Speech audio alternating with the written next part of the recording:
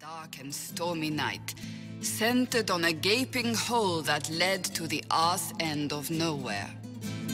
A hole that spit up many things that day, comets, demons, and a whole lot of trouble. It's about the Inquisition. God dang, she's always interrupting. Isn't that just like Cassandra, man? I forgot what the hell I was saying. Cut the silence like it owed the Carter money. In the middle, in her element, Red Jenny. She looked me up and down, mostly down. Not playing, weirdy, she said, gesturing with and dismissively eating a sandwich. Don't write that. Seriously, piss up a rope. Sarah made the subtext text, which suited me fine.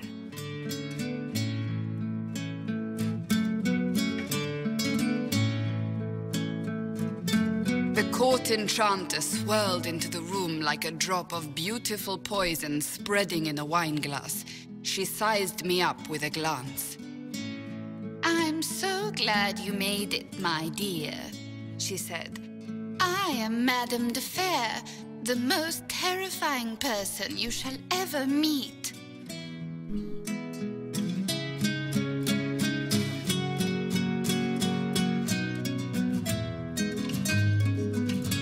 Liliane enfolded Alphonse in an embrace as warm as a serpent's kiss. "I always knew I could count on your support." The Count did not feel the bite of her poisoned dart until it was too late. "Even if it requires your death."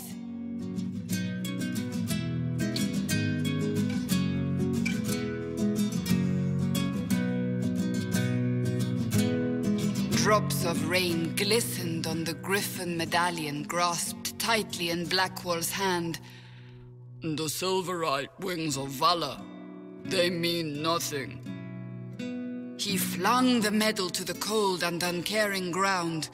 "You don't know what I've done. You don't know me." So romantic.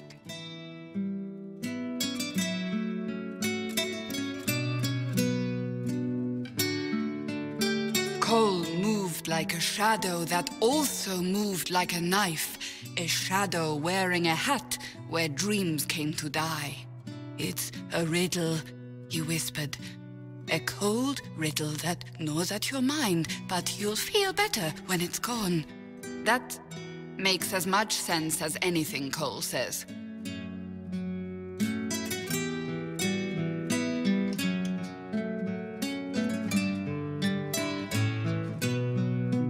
Place your herald above the law, ambassador.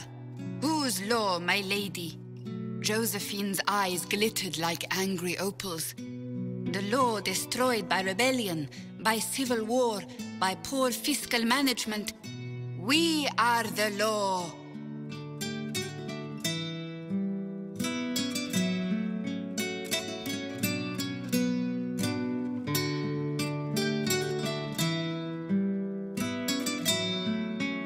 We left our mark on adamant, but the dust hadn't settled, and neither had Harding. "I can offer you a drink, if I catch your meaning." "If you'd caught my meaning, you'd have offered a double." What is even happening here?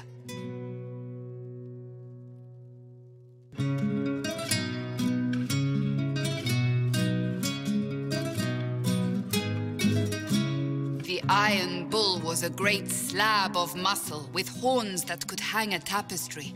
One eye scanned for threats, while the other hid behind an eye patch like a chantry sister's old sins. "Come on," he barked, not looking back as he entered. "The dancer with the great rack comes on in 5. That is spot on, actually.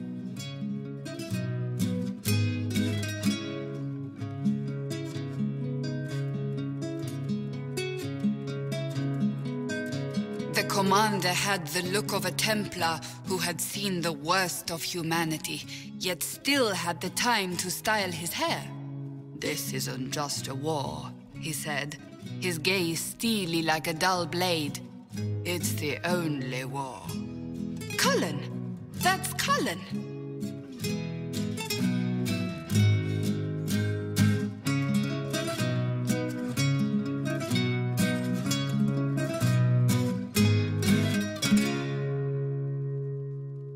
The mage wore a class of handsome sneer cultivated by 1,000 years of Tevinter elitism.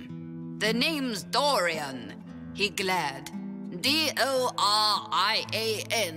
Spell it right, you marble-headed lump, or it's toad time.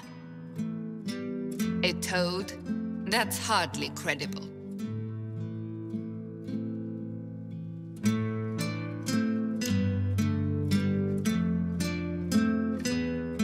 The bald elf spun, mage staff crackling like the city after a good man's murder. "You're crazy!" the Red Templar cried in terror.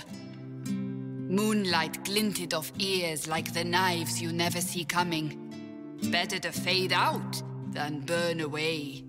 Ugh, Varric.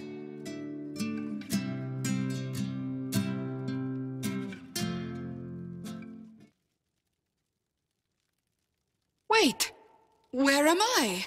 I don't... Oh, here it is. The Seeker clutched at my vest, her tears as desperate as they were pitiful. "Varric, I was wrong about everything," she sobbed.